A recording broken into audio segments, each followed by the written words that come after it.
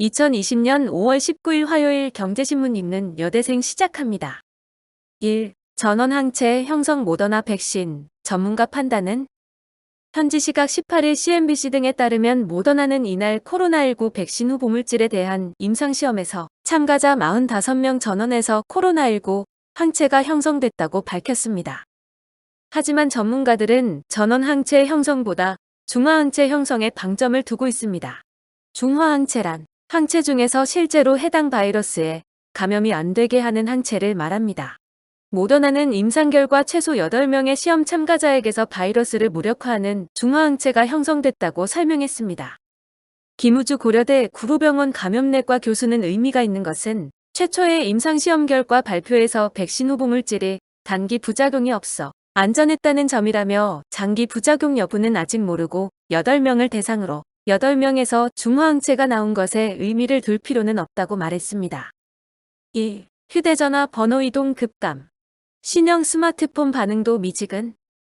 이태원 클럽발 코로나19 여파로 휴대전화 시장까지 가라앉고 있습니다.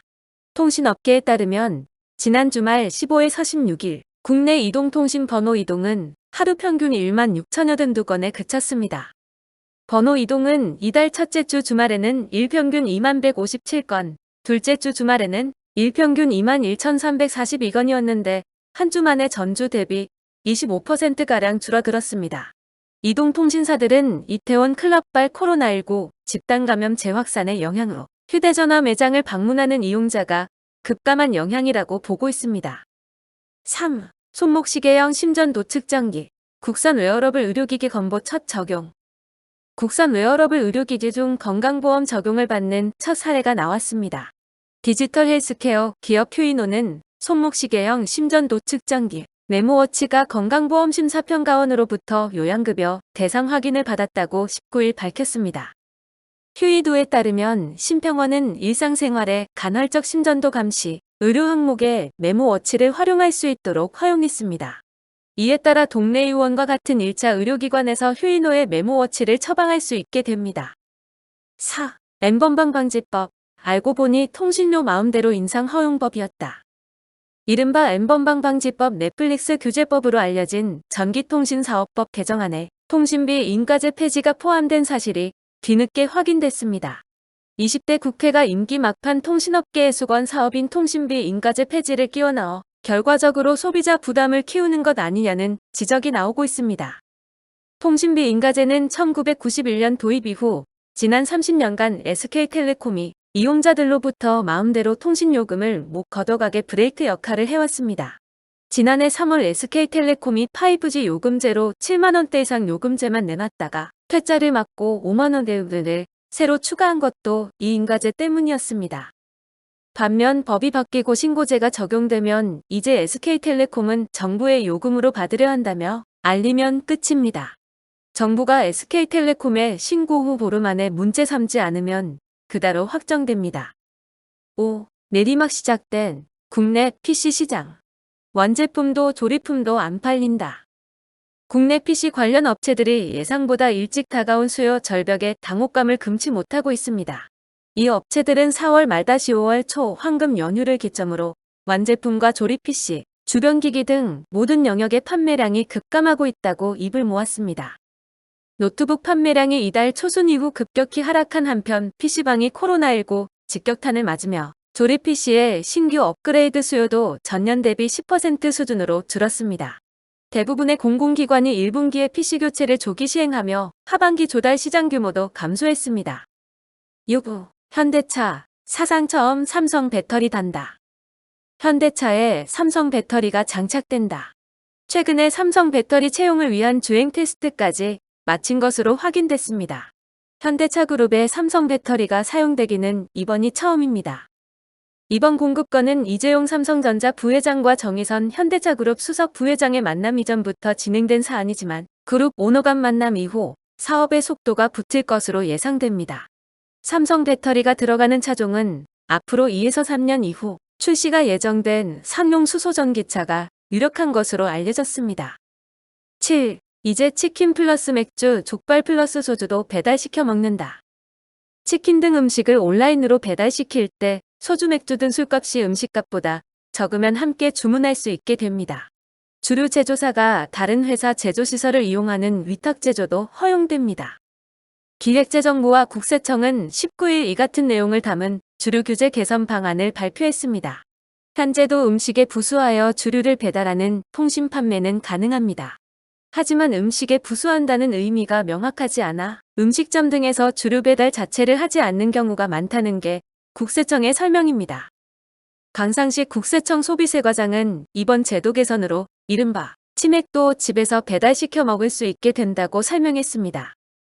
8. 삼성전자 빼면 상장기업 순이익 62%나 감소. 코로나 충격으로 올해 1분기 국내 상장사들의 실적이 크게 악화됐습니다. 당기순이익은 반토막 났고 상장사 10곳 중 3곳은 적자 상태였습니다. 지난해 1분기에도 반도체 업황 악화 등으로 순이익이 40% 가까이 줄었는데 올해는 더 암담한 상황에 처한 것입니다. 한국 경제를 먹여 살리는 삼성전자를 제외하면 상황은 훨씬 심각해집니다. 국내 상장사들이 1분기에 실제로 손해진 돈의 절반 가까이는 삼성전자 몫이라는 얘기입니다. 삼성전자를 빼고 올 1분기 상장사들의 영업이익과 순이익을 계산하면 각각 13조 299억 원, 6조 1487억 원에 그칩니다. 지난해 1분기 대비 각각 41%, 62%나 줄어든 것입니다. 9. 삼성전자 1조 순매도 나선 개미들. 지난 3월부터 2달간 코스피 주식 19조 원을 순매수한 개인 투자자들이 19일 1조 원 넘는 주식을 팔아 시세 차익 실현에 나섰습니다. 2달 전 대거 사들인 삼성전자를 집중 매도했습니다. 개인의 물량은 외국인과 기관 투자자들이 받아냈습니다. 1분기 기업 실적 악화에도 코스피 지수는 1980선을 회복했고 코스닥 지수는 연중 최고치를 찍었습니다. 이날 코스피 지수는 전날보다 2.25% 오른 1980.61로 마감했습니다. 개인 투자자가 1조 1869억 원 주식을 순매도했고 외국인과 기관 투자자가 각각 3,315억 원과 8,422억 원어치 주식을 순매수했습니다. 10. 한화 일감 몰아주기 혐의. 공정위, 제재 절차 착수. 공정거래위원회는 최근 한화그룹의 일감 몰아주기 혐의를 담은 심사 보고서를 냈습니다. 일감 몰아주기 의혹을 받는 회사는 한화 SNC입니다. 김승현 회장의 아들인 김동관, 김동원, 김동선 삼형제가 100% 지분을 보유한 회사입니다. 공정위는 한화 계열사들이 한화 SNC로부터 장비나 시스템을 정상 가격보다 비싸게 사는 방식으로 이익을 늘려줬다고 보고 있습니다. 한화그룹의 일감 몰아주기에 대해 2015년 조사에 들어간 지 6년 만입니다. 문재인 정부 출범 이후 대림과 할인 등이 일감 몰아주기로 제재를 받았지만 10대 그룹에 속하는 대기업이 제재 절차에 들어간 건 한화가 처음입니다. 11. 반도체로 어렵게 버텼지만 2분기 실적 더 악화될 듯. 코로나19 사태로 올해 1분기 기업들의 당기순이익이 거의 반토막 난 가운데 2분기에는 더 악화될 것이란 우려가 커지고 있습니다. 4에서 5월 국내 주력 수출업종의 타격이 2분기 들어 본격적으로 가시화할 것으로 예상되기 때문입니다. 12. 특허로 본 한국경제. 12대 산업. 씨가 말라간다. 정부가 발표한 올해 대한민국 12대 주력 산업입니다. 반도체, 자동차, 철강, 섬유 등 익히 예상 가능한 분야인데요. 미래 경쟁력 지표로 꼽히는 특허 데이터를 전수 분석해 지난 10년간의 추이를 봤습니다.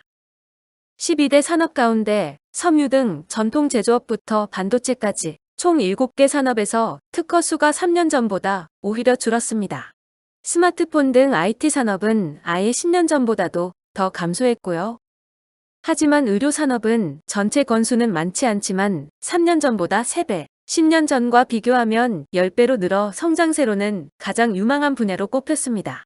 온라인 쇼핑, 여가 서비스도 특허 증가세가 두드러졌습니다. 전문가들은 경제 성장 동력이 전통적인 제조업에서 3차 산업으로 옮겨가고 있는 게 통계로도 뚜렷이 확인되고 있다며 정부 정책 기조도 전면적으로 바뀔 필요가 있다고 지적합니다. 13. 두산 베어스도 팔라는 채권단. 39년 만에 주인 바뀌나. 두산중공업 채권단이 두산그룹의 야구단도 매각하라고 요구한 것으로 확인됐습니다. 프로야구 명문구단 두산 베어스가 창단 39년 만에 두산그룹 품을 떠날 가능성이 커졌습니다. 두산그룹은 자산 매각, 유상증자, 오너일가의 사재 출연 등으로 3조 원을 확보해 두산중공업을 살린다는 자구 계획을 추진하고 있습니다. 3조 원 조달이 여의치 않을 경우 두산 측은 눈물의 결단을 내려야 하는 상황으로 내몰릴 수 있습니다. 14. 코로나 쇼크에 속출하는 슬로 스티머. 600억 원 규모의 옷을 땡 처리할 판입니다. 미국 바이어가 코로나19 팬데믹을 이유로 일방적으로 계약을 취소하면서입니다. 국내에 있는 일단 옷을 실은 배의 미국 항 도착을 최대한 늦추도록 조치했습니다. 물품을 싣고 바다 위를 떠가는 대형 선박들, 소위 슬로 스티머들이 늘어나고 있습니다. A사와 같이 물품 배송을 맡긴 화주들이 선사의 저소군항 일명 슬로 스티밍을 요구했기 때문입니다. 코로나19 이전의 시대, 선사들이 비용 등을 절감하기 위한 자발적 슬로 스티머가 많았다면 코로나19 이후의 시대판로에 차질이 생긴 화주들이 되레이를 적극 요청하고 있습니다. 전문가들은 글로벌 공급망 붕괴의 서막이라고 우려의 목소리를 높이고 있습니다. 15. 삼성전자 TV 1분기 시장 점유율 32.4%. 역대 최대.